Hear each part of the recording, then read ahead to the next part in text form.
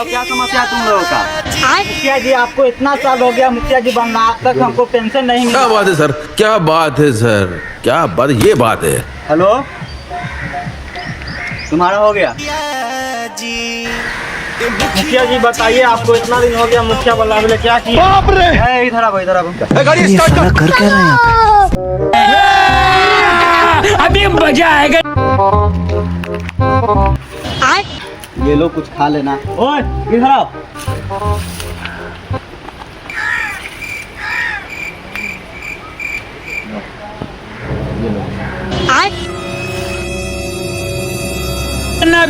और अभी तो रुको, बताइए मुखिया जी, क्लाइमैक्स अभी बाकी है। पिछला मुखिया 10 साल आगे कुछ नहीं किया, बताइए कहाँ काम कुछ किया है?